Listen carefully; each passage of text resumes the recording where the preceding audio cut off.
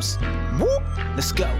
Hursty Games, and this how we do. Now it's time we team up. Hey there guys, welcome back to Hursty Games and welcome to our first QPR pre-match kind of video of the season. I'm very nervous but very excited about the season.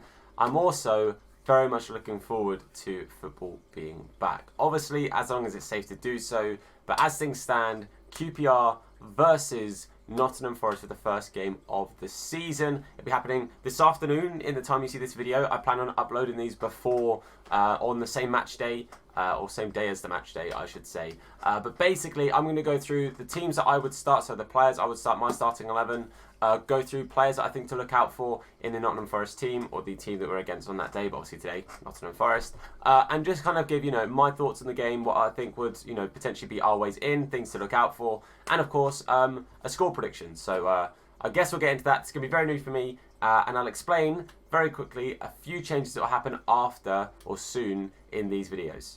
So for today, I'm going to have little PNGs of all the QPR players and stuff, all of that kind of stuff. But coming soon, we have something pretty darn cool for these videos specifically, and for the QPR watch-alongs that we're going to be doing as well. So some pretty cool stuff that I'm very excited, but I'm not going to say too much yet, but I can't wait to have it all sorted out and you guys will see it. And it's going to look and be insane when that is sorted. But that's enough of waffling for me for now. Let's get into the main thing today, QPR versus Nottingham Forest. Let's get through my thoughts on what's going to happen. Okay, so first we'll talk about the visitors. We will talk about Nottingham Forest and players that I think are definitely ones to keep an eye on. Now, Samba is, I think, a fantastic keeper. I think he was maybe slightly overlooked as to being one of the best keepers last season, sort of getting into that bracket of, in the team of the season kind of thing. I do think Samba's a phenomenal keeper, and I think a big player for them. I think Samba really does bring something to Nottingham Forest.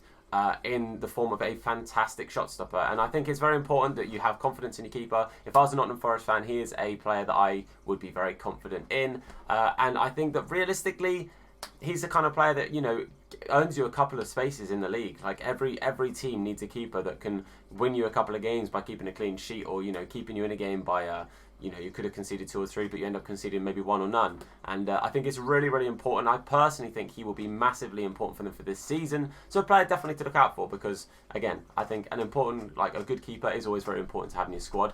And I think Samba is just that. But I'm going to go through, so I've got all of their players and stuff in front of me. I've got their entire squad in front of me. So that it's, I remember things, so I'm not forgetting stuff. A big player in their defence for me that kind of stands out, obviously, is Michael Dawson. Obviously an ageing player, a player that is nearer the latter stages of his career, but he is a footballer that has been there, done everything, got the t-shirt, and is definitely somebody you can't necessarily overlook in regards to the fact that he is a big player. Even if he's not playing, he's the kind of player I imagine is probably good to have around the dressing room, good to help with the younger players coming through, namely, for me, Tyler Blackett. I'm pretty sure he signed this season. I could be wrong, but I'm fairly sure he's a new signing. But I think that's a good pickup. I don't know how much he cost them or if it's a loan deal and stuff. Again, that's probably something I should have checked beforehand, but I'm fairly sure I saw that he joined this season. But I think that's a good pickup. I think he's going to be a hungry young player who's looking to really prove himself and get his name starting to get out there a little bit more, because it's been a tricky period of, you're at a bigger team, you don't get the game time, and now he's at a club where I think he can definitely try and get into the first team, and I think he'll do really well. He's got good players around him. Ben Luane, I'm pretty sure, is still there, and that for me, again, a very, very good player, and somebody that we have to kind of work out who's going to be in that starting sort of back four or whatever system they look to implement.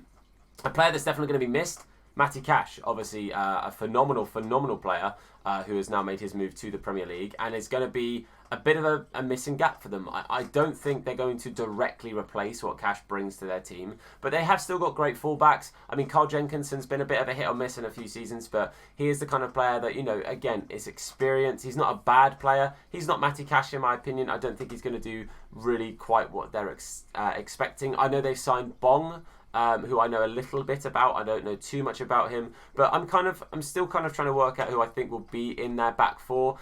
They've got Derrickwa as well, who I think is a good player, and I don't know who their back four will be or their defensive lineup will be. I do probably expect to see Tyler Blackett. I think Carl Jenkinson will start. Ben Luane or Dawson, I don't know who their go-to is. I don't know. I'll be honest, I don't even know who their captain is. I don't know if it's Ben Watson. In my head, it might be, but I'm not too sure. But realistically, I think they're going to have a very, very solid looking defence. In the midfield, I've already mentioned Ben Watson. aka apparently my doppelganger because I got short hair now. Outrageous behaviour. But I think Colback, fantastic player, fantastic pickup. I think he'll probably go straight into the team. Very, very good player. They've got some fantastic attacking options in that midfield, especially. Obviously, Luke Freeman's just joined them. And obviously, QPR fans know a lot about Luke Freeman. He provides a lot, I think, at this level. He is a very, very good player. I find personally, at least while he was at QPR, it was very much, I don't want to say a one-man team, but everything went through Luke Freeman. And I think at times that did shoot us in the foot a little bit. He's a phenomenal player, an incredible talent. And honestly, I think in recent years, like in the last 4 or 5 years, been one of the standout players at QPR while he was here. You know, definitely like player of the season and all sorts. And he really was a good player. But in our system, at least at the time, everything went through Luke Freeman, and I feel like at times he felt like he had to do everything. I don't think he's going to have the same feeling in the squad he's in at Nottingham Forest right now, and it'll be interesting to see him in a more selfless role, not having to be as quite as selfish and keeping the ball a lot. And in that position, I think is where he'll thrive, because if he's given time on the ball, which I really hope if he does start, we don't allow him to have that time on the ball, then he will cause damage. He will find a good pass. He'll open up and try and find a shot. So realistically, if he starts, it's definitely down to our holding midfielders to really keep the pressure on him and try and just, keep him quiet, keep him out the game, which is going to be a mission in itself. João Carvalho, phenomenal player, very good creative player.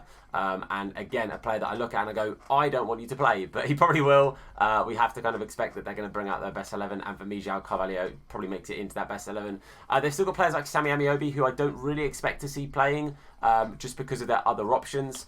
They've got Joe Lolly, who I think is a phenomenal player as well. Also, great banter on social medias. Joe Lolly, I think, is genuinely hilarious on social media. So I think he's definitely will start. They've also got Thiago Silva, a bit of a new player to me, somebody that I don't know too much about. But from what I've seen of him, very good player. And again, somebody that I think we do have to keep an eye on. I think they really do, in their squad, that sort of attacking part of their midfield, I think is definitely their strongest part of the team. I really do think they've got fantastic players there, and they have options there as well. Bringing in Luke Freeman gives just more options to that position and gives us more to think about. I think they probably will play a very similar system to us, being quite midfield heavy. And I think that midfield three is going to be definitely their strongest part, and the part we've got to be the most cautious of, because I think on the counter, they've got pace, they've got players that can find a good pass, and it'll be interesting to see kind of what they do with that. I think their midfield three will be where they try and focus a lot of the ball with pace down the wings, and hopefully we can counter that. But looking at their forwards, for me, there's one player that I do highly expect to start, and that is Lewis Graben.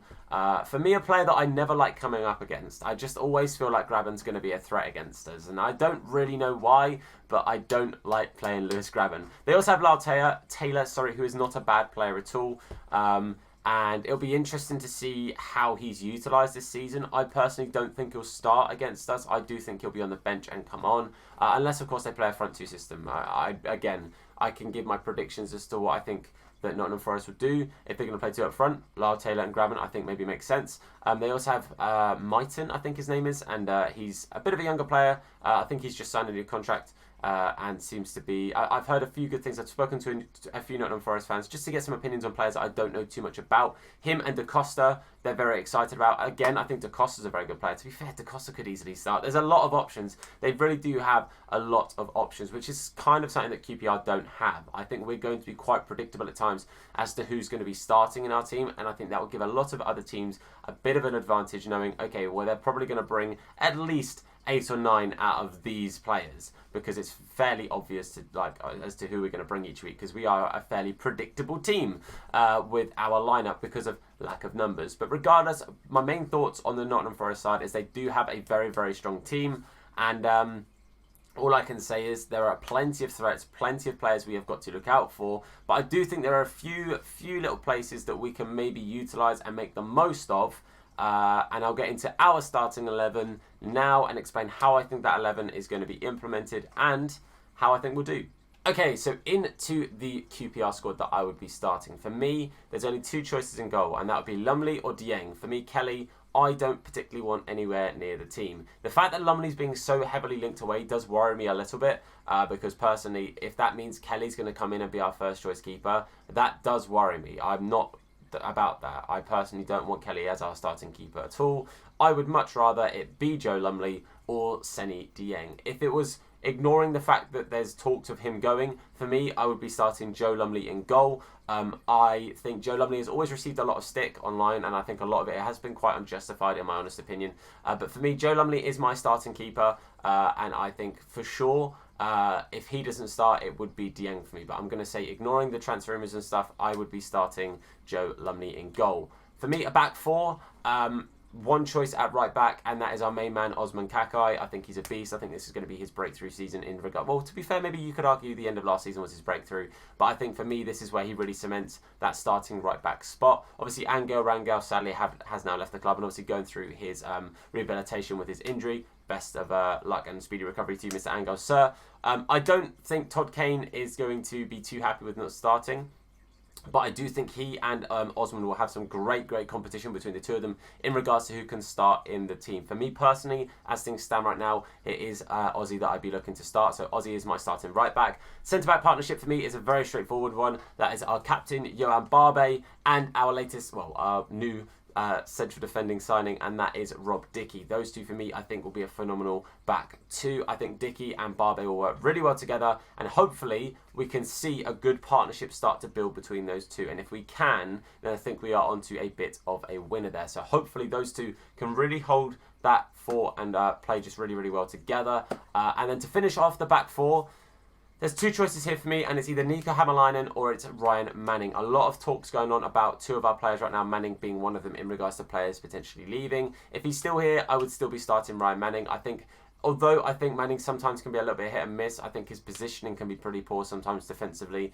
The option he provides going forward with a good cross in, a good pass, I think is very important.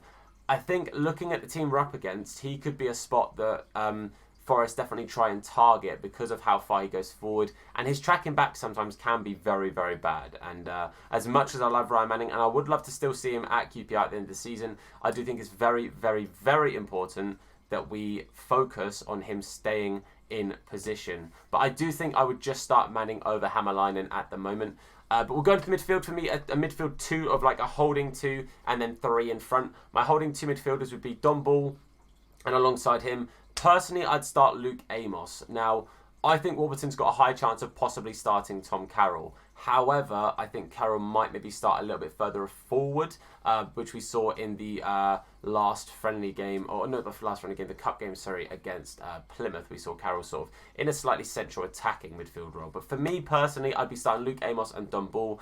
I still think Don Ball has got a few things he needs to finish off in regards to being the finished article for us in the midfield. But I do think Luke Amos coming in and being a permanent player for the Arsenal is very important and a very good move indeed. And I would like to see him starting majority, if not all of the games where possible. And I'm very happy that he is there. And I really do think him and Don Ball could form a good partnership. Don Ball, if he stays back and is the more defensive minded. And Luke Amos is kind of the Massimo Luongo a little bit, kind of getting that ball going forward a bit where needed, but also being back and being a solid holder midfielder with Dom when needed.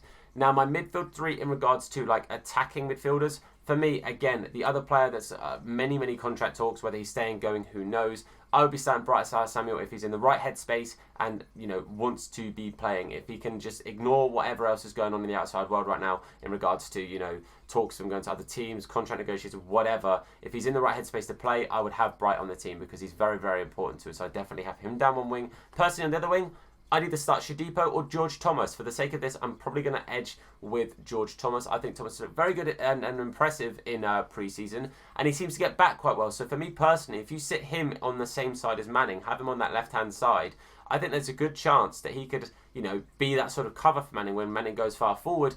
Thomas could be that player that kind of just, holds the fort a little bit, just to stop the possibility of a counter coming forward. So for me personally, I think Thomas would be really good to have out wide as well. And I'd love to see him get some game time. I think he's been very impressive in that pre-season where he's actually played.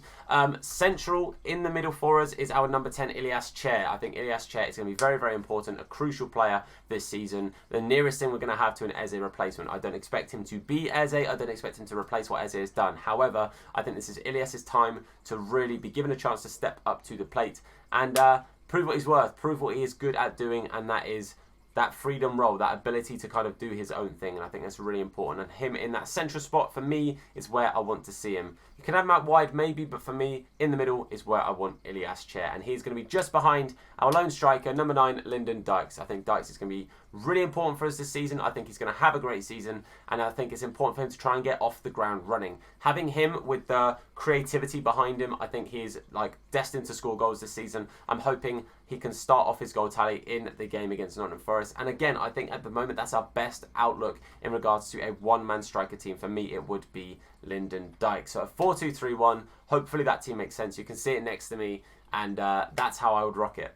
Just touching on a couple of things, players that I think are important to see on the bench. I think it's important to see Paul Smith on the bench. I think he really does need to be given a bit of a role this season and a chance to really express himself and get out there. I think Hammerlinen will definitely make it onto the bench if he doesn't start ahead of Manning, because again, I think he's looked good in pre-season, and I'm happy to see him, finally making his breakthrough a little bit here. Conor Marston for me on the bench. I think it's important that he's on the bench. I probably would put him on the bench instead of the starting 11 right now. For personally, I think he's looked better, but I still don't think he's the finished article yet. I still think there's things to improve until he gets to the point of really starting in this team. I personally think that we've got the better options of Dickey and Barbe in that back two. Again, nothing against Connor. I really hope that he can keep improving, but for now, I think it's important that he is on the bench with an option to come on at times where needed.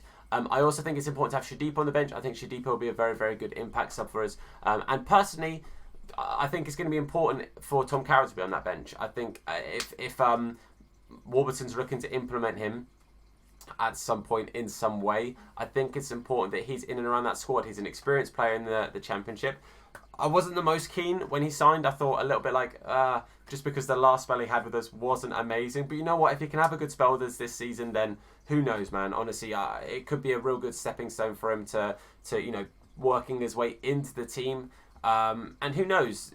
I guess I will happily say, hopefully it works better for him this season. And I think it's important to have him on the bench. It's an experienced player, and I think it's important that he's at least there. Obviously, Todd Kane on the bench as well, as a person to come on if Ozzy maybe isn't the right player for that game, or if we just need to change something. But that's my starting 11 and my subs. Now it's time for the score prediction. Okay, so for me personally, I think this is going to be a very, very tough game to call. I think Nottingham Forest fans, I think, will be up for it. I think they'll think that they are definitely going to get something from this game, and they definitely can get something from this game. I'm not going to argue that point at all. They've got a very, very good squad, very good attacking team as well. And we are a team that, in recent years, infamously, have not been the best defensively. So I can definitely see them being confident enough to think they can get at least something from this game. And I think a lot of Forest fans will be fairly confident they can get 3 points. Now, this is going to be a tough game for us. I think it's a tough opening game for the season. Looking at the squads, looking at how confident I am in our team in certain places, I do think we'll score. I do think Forest will score, so I definitely think there'll be goals in the game. I'm hoping for at least a point. My head says a 1-1, or maybe a 2-2, so a low-scoring draw, or a 2-2. Obviously, 4 goals isn't particularly low-scoring. Otherwise, I think it could be edged 2-1 either way. And my heart says 2-1 to QPR. Am I being very optimistic? Possibly. Am I backing my team? Definitely. I'm confident that this season we can do a similar thing to last season, even without our best player. I do think the players we brought in have strengthened the squad in general. We're looking stronger in certain positions than we were last season for sure. So I'm gonna go with my head, and I'm gonna say a low-scoring draw, a 1-1 or a 2-2. And I think realistically, looking at the team that Nottingham Forest have got, I don't think that'll be a bad result for the R's at all. And to start off the season, getting a point or points on the table, I think is very, very important, because I think the Championship is the best league, in my opinion, in the world, and the toughest league. And I really, really do think a point will be fantastic for us. Again, my heart says 2-1 to QPR, so my heart, you'll see it on the watch-along stream with my dad. If those of you who don't know, we do watch-along streams for the games that currently we can't go to, obviously, because our season tickets at the moment mean nothing. We can't go to the games, so we're going to do watch-along. So if you do want to see the game as a watch-along, QPR fans, Forest fans, anyone, feel free to come in. We try and give a nice, unbiased opinion. We keep things, nice and neutral. We try and be as descriptive as we can of the game, and obviously have chat and interact with you guys. So if you do want to see that, make sure you hit that sub button, turn on notifications because we will be live just before the game starts and we'll go through the entire game. But guys, I want to say a massive thank you for watching this. Hopefully you guys have enjoyed this. Put your score predictions down below. Again, if you don't agree with myself or other people in the comments, please don't throw hate. Just make a discussion. I'm all about having a discussion, hearing people's points of views. And again, I would love to see other people's predictions. It will be interesting to see your thoughts, players you think will be important, and places you think your team can potentially do well in this game. But for now, guys, I do want to say thank you very, very much for watching. Like I said, leave a like if you enjoyed the video, sub if you're new to the channel, and of course, that's it from me. Thank you very much for watching. I've been Tom. You guys have been awesome, and I'll see you soon. Look after yourselves, and of course, wash your hands in a bit. What?